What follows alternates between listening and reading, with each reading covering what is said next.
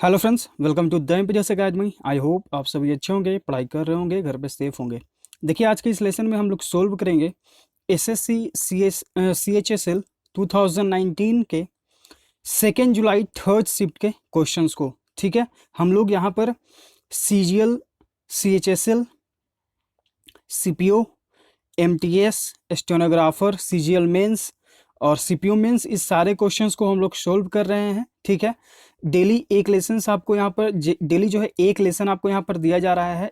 सारे लेसन जो हैं आपको एमबी पब्लिकेशन के बुक से दिए जा रहे हैं। आप सभी जानते हैं एमबी पब्लिकेशन बुक कितना इंपॉर्टेंट है, तो इसलिए जो है हम लोग एमबी पब्लिकेशन के बुक से सारे लेसन्स को सोल्व कर रहे हैं। सीएचएसएल के सेट्स जो हैं एमबी पब्लिकेशन में नहीं है 2019 के, इसलिए जो है हम दूसरे बुक से यहाँ पर जो है आपको सॉल्यूशन दे रहे हैं। बाकी जितने भी लेसन्स हैं वो आपको एमबी पब्लिकेशन में से ही दिए जा रहे हैं। ठीक है, लेकिन क्वेश्चन जेन्युइन है, ऑफिशियल क्वेश्चंस को हम मिला लेते हैं, उसके बाद ही आपके सामने यहाँ पर लेसन लाते हैं। ठीक है, तो यहाँ पर जो है आप लेसन्स को कंप्लीट देखिए, कहीं पर कोई दिक्कत हो तो ज़रूर कमेंट करिए। ठीक है, लेसन्स को कंप्लीट देखिए क्योंकि हर एक क्वेश्चन आपके लिए इंपॉर्टेंट है। तो चलिए देखते हैं क्वेश्चन नंबर फर्स्ट क्या कहता है। क्वेश्चन नंबर फर्स्ट है आपका कि select the correct passive form of the given sentences. ठीक है, यहाँ पे आपको एक्टिव से पैसिव वॉइस में चेंज करना है अपने सेंटेंस को। सेंटेंस क्या है हमारा? Bill Gates has given away 27% of his wealth in charity. यहाँ पर देखिए हैज़ प्लस वर्ब का थर्ड फॉर्म यूज हुआ है। ये कब यूज होता है? प्रेजेंट परफेक्ट टेंस में। सब्जेक्ट प्लस हैज़ या हैव प्लस वर्ब का थर्ड फॉर्म। हैज़ का यूज़ कब होता है? जब सब्जेक्ट सिंगुलर होता है। हैव का यूज़ कब होता है? जब सब्जेक्ट प्लूरल होता है। तो ये हम लोग समझ गए कि ये प्रेजेंट परफेक्ट में है। अब जब हम लोग इसे पैसिव में बनाएंगे तो इसका स्ट्रक्चर हो जाता है सब्जेक्ट प्लस हैज़ या have plus been plus verb का थर्ड फॉर्म। ठीक है, ये होता है स्ट्रक्चर। अब चलिए हम लोग देखते हैं कि यहाँ पर जो है कौन सा हमारा राइट आंसर होगा। देखिए, अगर हम यहाँ देखें ऑप्शन ए में तो यहाँ हैड का यूज हुआ है, ये एलिमिनेट, ये प्रेजेंट में है, प्रेजेंट परफेक्ट, तो हैज़ बीन, हैज़ का या हैव का प्लस बीन का यूज करेंगे। ऑप्शन बी में आपका है हैज़ का तो यूज हुआ है लेकिन यहाँ पर बीन का यूज नहीं हुआ है। ठीक है, तो ये भी एलिमिनेट। ऑप्शन सी आपका है 27% of his wealth has been given away by Bill Gates in charity. तो यहाँ पर जो ये राइट आंसर हो जाएगा। ठीक है, ऑप्शन सी यहाँ पर राइट आंसर है। ऑप्शन डी हमारा क्यों एलिमिनेट हो जाएगा? क्योंकि सब्जेक्ट ऑब्जेक्ट में बन जाता है और ऑब्जेक्ट सब्जेक्ट में बन जाता है जब हम लोग पैसिव वॉइस में चेंज करते हैं। तो यहाँ पर देखिए चेंज किया गया ही नहीं है, इसलिए जो है हमारा यहाँ पर राइट आंसर ऑप्शन सी है। चलिए क्वेश्चन नंबर 77 देखते हैं। यहाँ पे आपको सिनोनिम बताना है वर्ड का। कम्बस्टिबल, इसका मतलब क्या होता है? इसका मतलब होता है ज्वलनशील, यानी कि जो ऐसा चीज जो जिसमें आग लग सके, ज्वलनशील हो वो। ठीक है, ऑप्शंस देखते हैं। अनब्रेकेबल यानी कि अटूट, जिसे तोड़ा ना आ सके। नॉन एक्सप्लोसिव यानी कि जो विस्फोट ना हो। फ्रेजाइल यानी कि नाजुक, कमजोर। ठीक है, इनफ्लेमेबल यानी कि दहनशील। तो राइट आंसर यहाँ पे ऑप्शन डी हो जाएगा। ज्वलनशील, दहनशील दोनों एक ही वर्ड है, तो यहाँ पर जो राइट आंसर है वो है आपका ऑप्शन डी। क्वेश्चन नंबर 78, यहाँ पे आपको रॉन्गली स्पेल्ड वर्ड को चूज करना है अपने आंसर के रूप में। ऑप्शंस देखते हैं। इम्फेसिस, इसका मतलब होता है जोर देना, ये करेक्ट स्पेल्ड है। ठीक है, इसके साथ आप प्रीपोजिशन ऑन का यूज करें, ध्यान रखिएगा। ठीक है, ऑप्शन बी आपका है इम्यूलिमेंट। इम्यूलिमेंट इसका मतलब क्या होता है? इसका मतलब होता है वेतन, जो आप पारिश्रमिक जो आपका होता है वेतन, वो हो गया इम्यूलिमेंट। ये भी करेक्ट स्पेल्ड है, ये भी एलिमिनेट। इम्पोरियम, ऑप्शन सी आपका है इम्पोरियम। इसका मतलब क्या होता है? विनय केंद्र, विक्रय केंद्र, जहाँ पर मतलब विक्रय केंद्र जो बनता है, मंडी जिसको आप बोल सकते हैं, वो हो गया इम्पोरियम। ये भी करेक्ट स्पेल्ड है, तो राइट आंसर यहाँ पे हो जाएगा ऑप्शन डी। इमिशन मतलब होता है उत्सर्जन करना, जैसे कि कार्बन डाइऑक्साइड वगैरह ये जो उत्सर्जित होते हैं वो यहाँ पर इमिशन हुआ। और इसका जो करेक्ट स्पेल्ड वर्ड है वो है आपका EMISSION। ठीक है, तो यहाँ पर देखिए डबल एम कर दिया है और इसको सिंगल कर दिया, तो ये गलत है। EMISSION, यहाँ पे राइट आंसर ऑप्शन डी हो जाएगा। क्वेश्चन नंबर 79, यहाँ पे आपको आइटम का अर्थ बताना है। ठीक है, एज क्लियर एज मड, इसका मतलब होता है not at all easy to understand, यानी कि किसी चीज को समझने में बहुत ही मुश्किल होना। ठीक है, इम्पॉसिबल टू अंडरस्टैंड यहाँ पर जो है राइट आंसर हो जाएगा। किसी चीज को समझने में वो असंभावना मतलब कि होना। ठीक है, तो यहाँ पर जो राइट आंसर है वो है आपका ऑप्शन ए। बाकी ऑप्शंस देख लेते हैं, वर्ड मीनिंग हमारे लिए इंपॉर्टेंट है, इसलिए यहाँ पर हर एक ऑप्शन को हम लोग यहाँ पर देखते हैं। एक्सट्रीमली डर्टी यानी कि बहुत ही ज्यादा गंदा। ऑनेस्ट एंड लीगल यानी कि ईमानदार और वैध। कंप्लीटली सुटेबल फॉर समवन, किसी के लिए एकदम पूर्ण तरीके से उपयुक्त होना। राइट आंसर यहाँ पे ऑप्शन ए हो गया आपका, मतलब कि आसानी से समझ में ना आना, इम्पॉसिबल टू अंडरस्टैंड। ठीक है, as clear as mud. Question number 80, यहाँ पे आपको सेंटेंस अरेंजमेंट करना है। ठीक है, तो हम लोग सेंटेंस अरेंजमेंट करने के लिए क्या सीखे हैं कि सबसे पहले चारों सेंटेंसेस को पढ़ेंगे, उसके बाद जो है इनमें देखेंगे कि हमारा मेन सब्जेक्ट क्या बन रहा है, और ये कब आपका ये आप कब समझेंगे कि हमारा इसमें सब्जेक्ट कौन बन रहा है, जब तक कि आप इस पर पूरा का पूरा प्रैक्टिस ना करें। आप जितना इस पर प्रैक्टिस करिएगा उतना आप इसमें बेहतर होते चले जाइएगा। ठीक है, क्योंकि इससे आप जितना प्रैक्टिस करिएगा आपका अंडरस्टैंडिंग बढ़ते चला जाएगा कि अच्छा पहले दिस को हम यूज़ करेंगे, फिर इस को यूज़ करेंगे, फिर ए का यूज़ करेंगे, और फिर पेन का यूज़ करेंगे। इस तरह से आप अरेंज कर सकते हैं और करते भी हैं। ठीक है, तो ये कैसे आपके समझ में, क्योंकि आपको ये पता है कि दिस मतलब यह होता है, इस मतलब है होता है, ए मतलब एक होता है, पेन मतलब कलम होता है। अगर हम इसे अरेंज कर देंगे तो दिस इज अ पेन हो जाएगा ग्रामेटिकली भी। ठीक है, तो यहाँ पर जो है वही ग्रामेटिकली चीज़ को हमें ध्यान में रखते हुए अरेंज करना होता है। तो देखिए यहाँ पर अगर हम पढ़ेंगे चारों सेंटेंसेस को तो देखेंगे कि यहाँ पर बात हो रहा है कि एक लड़का है। ठीक है, पीप जो कल भी हमारे पैसेज में आया था और इसी से संबंधित कल आया था। ठीक है, लेकिन यहाँ पर उससे अलग है।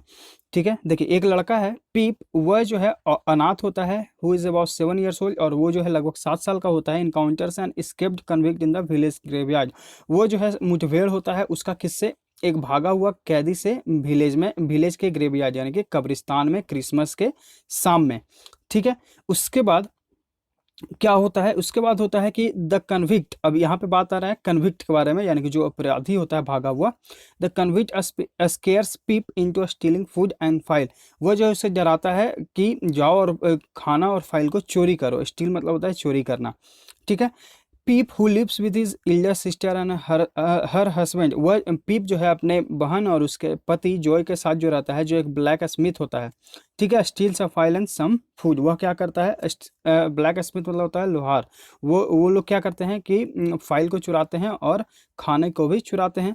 Early on Christmas morning Pip returns to the graveyard with the file, a pipe and brandy. ठीक है, तो इस तरह से जो है आप सेंटेंसेस को अरेंज करना सीखें और इस पे प्रैक्टिस करते रहें। यहाँ पे राइट आंसर जो हो जाएगा वो हो जाएगा आपका option D. Question number 81, question number 81 में आपको है कि यहाँ पर जो है आपको बताना है वन वर्ड सब्स्टिट्यूशन का अर्थ। That which can't be taken by force, यानी कोई ऐसा चीज़ जिसे हम जबरदस्ती नहीं ले सकते हैं। ठीक है, यानी कि जो फोर्स यानी कि बलपूर्वक उसे नहीं कर सकते हैं। ऑप्शंस देखते हैं। इम्प्रेगनेबल, इसका मतलब क्या होता है, अभेद्य, जिसे भेदा ना जा सके। इन एप्रीहेंसिबल, समझ से बाहर। सारे वर्ड्स आपके लिए इंपॉर्टेंट हैं, इसलिए हम हर एक वर्ड का अर्थ यहाँ पे बताते हैं। इसलिए आपका भी ये फर्ज है कि आप हर एक वर्ड को अच्छे से याद कर लें। एग्जाम्स में यही क्वेश्चंस हमेशा मतलब रिपीट होते रहते हैं, तो आपके एग्जाम में शायद आ जाए। ठीक है, इसलिए मिस ना करें, हर एक वर्ड को अच्छे से याद कर लें। इनएसेसिबल यानी कि दुर्गम, पहुंच से बाहर, और इमिटेबल यानी कि अडिक, तो राइट आंसर यहाँ पे ऑप्शन डी हो जाएगा। That which can't be taken by force, यानी कि किसी चीज़ को आप बलपूर्वक नहीं ले सकते हैं, उससे आप कोई भी काम नहीं करा सकते हैं बलपूर्वक, यानी कि वह जो है अडिग है। राइट आंसर यहाँ पे ऑप्शन डी है। क्वेश्चन नंबर 82, यहाँ पे आपको अंडरलाइन सेक्शन को इंप्रूव करना है। ठीक है, the children are too young to sit up a long lecture, यहाँ पर देखिए फ्रेजल वर्ब का खेल है। ठीक है, अगर आपको फ्रेजल वर्ब याद है तो आप अच्छे से बना लेंगे, नहीं याद है तो आपको दिक्कत होगा। तो अगर आपको फ्रेजल वर्ब नहीं याद है तो द इम्पीरियस एकेडमी के प्लेलिस्ट सेक्शन में जाइए, वहाँ पे आपको मिलेगा एसएससी सीजीएल मेंस 2019। ठीक है, इस प्लेलिस्ट में आपको बहुत सारे बेनिफिट्स मिलेंगे, जैसे कि एक जगह आपको OWS दिया गया है, प्रीवियस ईयर लगभग 300-400 OWS। ठीक है, फिर IP आपको दिया गया है अबाउट 500, फिर आपको फ्रेजल वर्ब दिया गया है अबाउट 250। ठीक है, फिर आपको वहाँ पर ग्रामेटिकल रूल्स दिए गए हैं, और भी बहुत सारे फिक्स्ड प्रीपोजिशंस आपको वहाँ पर दिए गए हैं एक जगह करके, जो कि लगभग 300 प्लस फिक्स्ड प्रीपोजिशन जो हमेशा एग्जाम में आते हैं। ठीक है, तो यहाँ पर जो है आप जाएं इस प्लेलिस्ट में और लेसन्स को अच्छे से देखें। ठीक है, ये आपके लिए इम्पॉर्टेंट है। अगर आप एग्ज़ाम में बेहतर करना चाहते हैं तो हम हाईली रिकमेंड करेंगे कि आप इन लेसन्स को देखें, आपके लिए बहुत ही बेनिफिशियल साबित होगा। प्रीवियस एग्जाम में जो एसएससी सीजीएल मार्च में एग्जाम हुआ था, 3 मार्च से 10 मार्च के बीच, उसमें बहुत सारे स्टूडेंट्स को फ़ायदा हुआ था उससे। आप हमारे टेलीग्राम चैनल पर जुड़ें, द इम्पीरियस एकेडमी, डिस्क्रिप्शन में लिंक है, और वहाँ पे आप हमारे प्रीवियस चैट्स को पढ़ेंगे, तो आप वहाँ पर पाएंगे कि बहुत सारे स्टूडेंट्स का वहाँ पर जो है बेनिफिट हुआ था। उस मतलब जो भी हम बताए थे पिछले बार, जो भी प्लेलिस्ट उनके लिए हम बताए थे कि हाँ यूज़फुल है, ये लेसन्स को जरूर देखें, वो देख कर गए थे और एग्ज़ाम में बहुत ज़्यादा बेनिफिट हुआ था। ठीक है, तो आप देख सकते हैं, बाकी ये आपके ऊपर है। तो यहाँ पर देखिए ऑप्शंस क्या क्या हैं। पहले हम ये देखते हैं कि सीट अप जो अंडरलाइन सेक्शन है, ये इसका मतलब क्या होता है। इसका मतलब होता है सीधा बैठना। ठीक है, अब यहाँ पर ऑप्शंस देखते हैं। ऑप्शन ए आपका है सीट अक्रॉस। सीट अक्रॉस मतलब क्या होता है, किसी के नज़दीक बैठना।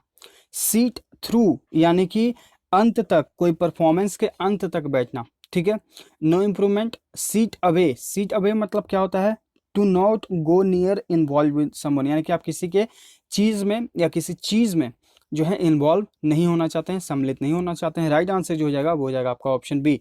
जो बच्चे हैं वो अभी बहुत ही ज़्यादा छोटे हैं एक लंबे समय तक इस लेक्चर को देखने के लिए, सुनने के लिए।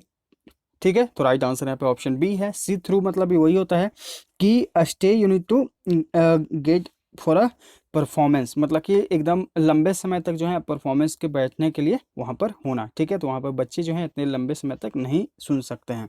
राइट आंसर यहाँ पे ऑप्शन बी है। क्वेश्चन नंबर 83, यहाँ पे आपको फिल इन द ब्लैंक करना है।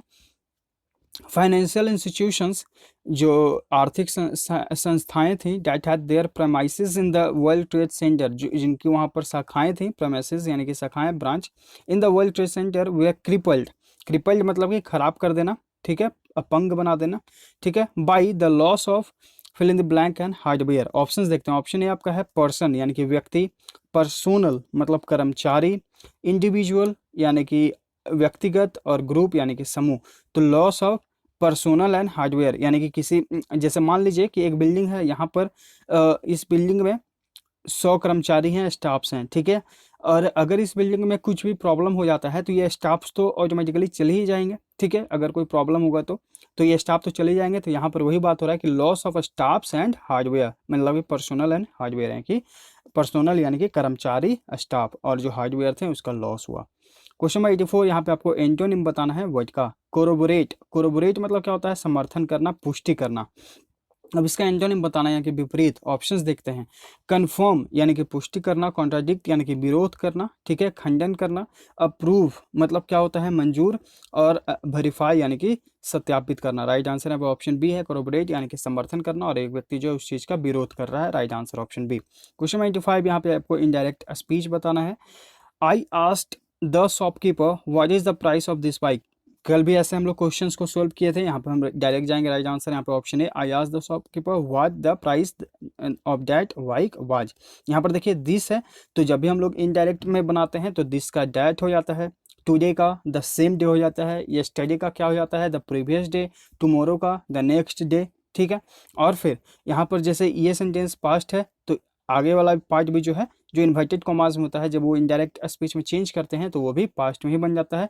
ठीक है, तो यहाँ पर जो है वाज का यूज होता है। और सबसे पहले ये ध्यान रखना है आपको कि ये जो सेंटेंस आपका इंट्रोगेटिव में नहीं बनता है, इसलिए जो हेल्पिंग वर्ब होता है वो सेंटेंस के लास्ट में यूज होता है, जैसा कि हम यहाँ पर देख रहे हैं। राइट आंसर यहाँ पे ऑप्शन ए हो जाएगा। क्वेश्चन नंबर 86 to 90 आपका फिल इन दी ब्लैंक है। ठीक है, पैसेज को पढ़ते हैं और इसे फिल करते हैं। Bill Gates is the second richest fill in the blank in the world. तो बिल गेट्स जो हैं वो दूसरे सबसे ज़्यादा अमीर व्यक्ति हैं इस दुनिया में। व्यक्ति के लिए हम यूज़ करेंगे पर्सन का। ठीक है, बाकी ऑप्शंस कैरेक्टर है, पर्सोनल मतलब वही हम लोग समझें, स्टाफ, ह्यूमन यानी कि व्यक्ति, और पर्सन मतलब कि एक व्यक्ति। ठीक है, ह्यूमन मतलब हो गया मानव। यहाँ पे मानव जाति को शो नहीं कर रहा है, यहाँ पे एक पर्सन यानी कि किसी विशेष पर्सन के बारे में बात हो रहा है, एक बिल गेट्स के बारे में, इसलिए पर्सन को यूज करेंगे। आगे पढ़ते हैं। He is fill in the blank and estimated. He is worth an estimated $103 billion. उनका जो पूरा वर्थ है, ठीक है, यानी कि जो उनके पास पूरी कमाई है वो जो है लगभग $103 बिलियन। ठीक है, 103 बिलियन डॉलर जो है उनकी टोटल कमाई है। हिज वेल्थ यानी कि उनका जो धन है, ठीक है, is surpassed only by Jeff Bezos. उनका जो मतलब पूरी कमाई है, उनका जो धन है सिर्फ जेफ बेजोस से पीछे है। ठीक है, यानी कि जेफ बेजोस जो है ये फर्स्ट नंबर पे हैं। आगे पढ़ते हैं। आगे फिर क्या है, who has a current net worth of dollar 116 billion, जिनका करेंट नेटवर्थ यानी कि जिनकी अभी टोटल कमाई है $116 बिलियन। यहाँ पर हु का यूज़ हम लोग क्यों किए, क्योंकि यहाँ पर बात हो रहा है जेफ बेजोस के बारे में, ठीक है, जेफ बेजोस के बारे में। Who has a current net worth of dollar $116 billion. Gates is, आगे पढ़ते हैं, तो Gates is so rich, Gates जो है इतने, सो मतलब इतने रिच हैं, मतलब इतने धनवान हैं, that an average American spending $1 is similar to Gates spending $1.606 million. वो इतने अमीर हैं कि उन एक आम आदमी जो अगर $1 खर्च करता है तो गेट्स के बराबर वो कितना हो जाएगा, $1.06 मिलियन, ठीक है। तो यहाँ पर राइट आंसर ऑप्शन डी हो जाएगा। आगे पढ़ते हैं क्वेश्चन नंबर 1991 में। यहाँ पर आपको अंडरलाइन सेक्शन को इम्प्रूव करने की जरूरत है तो करें, नहीं तो फिर नो इम्प्रूवमेंट ऑप्शन के साथ जाएं। I try to avoid travel in the rush hour, ठीक है। अब यहाँ पर देखिए, यहाँ पर एक वर्ब यहाँ पर यूज हो गया है अवॉइड, ठीक है। तो हम लोग क्या सीखे हैं, कैलकुलेशन में भी ये रिपीट हम लोग किए थे, हमेशा जो है हम लोग रूल के हिसाब से ही चलते हैं, हमेशा आपको यहाँ पर रूल भी हम बताते चलते हैं ताकि आपका रिवीजन हो जाए, आपका ध्यान में रहे। तो एक वर्ब और तुरंत दूसरा वर्ब यूज हो जाए, ठीक है। तो ये वर्ब अपने V1 फॉर्म में होता है और ये वर्ब जो होता है अपने V4 फॉर्म में होता है, ठीक है। तो ये रूल अगर हम लोग जानते हैं तो हम राइट आंसर देखिए यहाँ पे ऑप्शन ए तो एलिमिनेट कर देंगे, नो इम्प्रूवमेंट भी एलिमिनेट कर देंगे, क्योंकि हम जान रहे हैं कि यहाँ पर V4 फॉर्म का यूज होगा। अब यहाँ पर देख रहे हैं कि यहाँ पर V4 ये भी है, ये भी है, इन और ऑन कौन सा राइट आंसर है, ठीक है। तो यहाँ पर जो आपका राइट आंसर है वो है आपका option B, I try to avoid travelling in the rush hour, यानी कि जो भीड़ वाले, जो बहुत ज़्यादा जिसमें रश होती हैं, भीड़ होती हैं, वैसे समय में मैं ट्रैवल करना अवॉइड करता हूँ, यानी कि बहुत ही रश आवर में, ठीक है। तो यहाँ पर इसलिए हम लोग इनका यूज़ करेंगे, ऑप्शन बी यहाँ पर राइट आंसर हो जाएगा। क्वेश्चन नंबर 92, यहाँ पे आपको एंटोनिम बताना है मोरोज का। मोरोज मतलब होता है उदास, ठीक है, उदास। अब इसका एंटोनिम बताना है कि विपरीत। ऑप्शंस देखते हैं, सलन यानी कि उदास, तो ये तो सिनोनिम हो गया इसलिए एलिमिनेट। चीयरफुल यानी कि हंसमुख, तो राइट आंसर यहाँ पर ऑप्शन बी है। एक व्यक्ति उदास है और एक जो है हंसमुख है, हंस रहा है, तो राइट आंसर यहाँ पर ऑप्शन बी है। अनसेटिस्फाइड यानी कि असंतुष्ट, और मोurnफुल यानी कि शोकाकुल यानी कि शोक में है। क्वेश्चन 193, यहाँ पे आपको फिल इन द ब्लैंक है। The thick smoke fill in the blank out of the landfill site is making the cities polluted air even more toxic. Toxic मतलब क्या होता है, इसका मतलब होता है विषैला। आपके लिए इंपॉर्टेंट वर्ड है, याद कर लीजिएगा अगर आपको नहीं याद है तो, ठीक है। तो यहाँ पर देखते हैं, जो थिक स्मोक है, जो घना स्मोक है, वो क्या करता है, fill in the blank out of the landfill site, जहाँ पे ये साइट बन रहा है, making the cities more polluted even more toxic, यानी कि ये जो पोल्यूटेड एयर को और भी विषैला बना देता है। ऑप्शंस देखते हैं, ऑप्शन ए आपका है टॉसिंग। टॉसिंग मतलब क्या होता है, उछालना, फेंकना, पटकना, ठीक है। ऑप्शन बी आपका है रॉकिंग। रॉकिंग मतलब क्या होता है, कमाल करना या फिर हिलाना भी, जैसे आप बोलते हैं कि रॉक कर दिया इसने, कमाल कर दिया, वही यहाँ पे रॉकिंग मतलब कमाल भी हो गया, और अगर वर्ब के रूप में यूज़ करेंगे तो हिलाना भी होता है। बिलोइंग, इसका मतलब क्या होता है, लहराना, ठीक है। और बर्निंग यानी कि जलता हुआ। राइट आंसर यहाँ पे ऑप्शन सी है। जो थिक स्मोक है इस साइड में लहरा रहे हैं यानी कि बह रहे हैं, वो जो है इस एयर को, जो इस पॉल्यूटेड यानी कि पहले से ही जो प्रदूषित एयर है उसको और भी विषैला जो है बना रहा है, ठीक है। तो यहाँ पर बिलोइंग मतलब हो गया लहराना। राइट आंसर यहाँ पे ऑप्शन सी है। क्वेश्चन नंबर 94, यहाँ पे आपको ग्रामेटिकल एरर को फाइंड आउट करना है, ठीक है। The Cannes film festival some of the world's most famous people. यहाँ पर देखिए द कांस फिल्म फेस्टिवल, ये सब्जेक्ट सिंगुलर है, ठीक है। सब्जेक्ट सिंगुलर तो वर्ब भी सिंगुलर, यानी कि वर्ब के फिफ्थ फॉर्म को यूज करते हैं प्रेजेंट में, तो एस या ईएस लगाते हैं, तो अट्रैक्ट की जगह क्या हो जाएगा, अट्रैक्ट्स हो जाएगा, यानी कि ऑप्शन सी में आपका यहाँ पर एरर है। सब्जेक्ट सिंगुलर तो वर्ब भी सिंगुलर फॉर्म में यूज होगा, इसलिए राइट आंसर यहाँ पे ऑप्शन सी है, ठीक है। आप लोग जो है एमबी पब्लिकेशन के लेसन्स को, प्रीवियस लेसन जितने भी हम बता रहे हैं आप लोग सभी के लिए इंपॉर्टेंट है, चाहे आप पीटी के एग्जाम देने जा रहे हो या फिर मेंस के एग्जाम देने जा रहे हो, ठीक है। तो उन लेसन्स को दें विदेश एकेडमी के प्लेलिस्ट सेक्शन में जाइए, वहाँ पे आपको मिलेगा MB publication book solution 2019 MB publication book 2016 में जो है सिर्फ 2 लेसन्स बचे हुए हैं 45 एंड 46, जो कि SSC CGL मेंस के क्वेश्चन हैं, आपको जल्दी ही कराया जाएगा। ठीक है, 2019 के अभी हम लोग CHSL का कर रहे हैं, क्योंकि CHSL का एग्जाम्स नज़दीक है। हम लोग CPO का भी करेंगे, स्टेनोग्राफर का भी करेंगे, सारे लेसन्स को करेंगे। बस आप लोग जो है लेसन्स को कंप्लीट देखिए और सीखिए, क्योंकि हर एक क्वेश्चन जो है वो हर एग्जाम में के लिए इंपॉर्टेंट है। अगर ये CHSL का क्वेश्चन है और अगर आप सोच रहे हैं कि ये CGL में काम नहीं आएगा या फिर स्टेनोग्राफर में काम नहीं आएगा, तो ऐसा नहीं है। ठीक है, आप लोग लेसन्स को कंप्लीट देखिए, हर एक क्वेश्चन आप सभी के लिए इंपॉर्टेंट है। क्वेश्चन नंबर 95, यहाँ पे आपको सेंटेंस अरेंजमेंट करना है। ठीक है, तो देखिए यहाँ पर पढ़ेंगे तो यहाँ पे एक बात होगा कि एक गरीब लड़की है जो कि एक स्मॉल टाउन इंग्लैंड में रहती है। Her friend invited her to came to her birthday, उसकी फ्रेंड जो है उसके अपने बर्थडे पार्टी पर इनवाइट करती है, आमंत्रित करती है। शी वॉज वेरी एक्साइटेड, यानी कि वो बहुत उत्तेजित होती है, खुश होती है। But her right shoe was born out, पर उसका जो दायां जो जूता है वो फट चुका था। So he went to a cobbler, इसलिए जो है वो एक कॉबलर के पास गई। कॉबलर मतलब कि जो जूते वगैरह बनाते हैं, मोची जिसे आप कह सकते हैं। ठीक है, टू गेट इन मेंडेड, इसे सुधार करने के लिए, इसमें सही करने के लिए। ठीक है, तो यहाँ पर जो आपका राइट आंसर हो जाएगा वो हो जाएगा आपका ऑप्शन ए। क्वेश्चन नंबर 96, यहाँ पे आपको appropriate meaning of the given item का अर्थ बताना है। स्पिल द बीन्स, इसका मतलब होता है रहस्य उजागर कर देना। क्या होता है? रहस्य उजागर कर देना। ऑप्शंस देखते हैं। ऑप्शन ए आपका है फ्राइटन समवन, यानी फ्राइटन मतलब डराना किसी को। मेक एन एक्सक्यूज, यानी कि कोई कारण बताना, कोई वजह बताना। क्रिएट डिफिकल्टी, यानी कि मुश्किल पैदा करना। डिफिकल्टी यानी कि मुश्किल, राइट आंसर है ऑप्शन सी है। रिवील मतलब होता है उजागर करना, प्रकट करना। एक सीक्रेट यानी कि गुप्त जो सीक्रेट है उसे आप क्या कर दिए? उजागर कर दिए। राइट आंसर है option C, spill the beans, यानी कि रहस्य उजागर कर देना। क्वेश्चन नंबर 97, यहाँ पर सिनोनिम बताना है, यानी कि पर्यायवाची शब्द इम्बेडेड का। इम्बेडेड मतलब होता है जड़ना, दफना देना। ठीक है, किसी चीज को एकदम आप मिट्टी में जड़ दिए।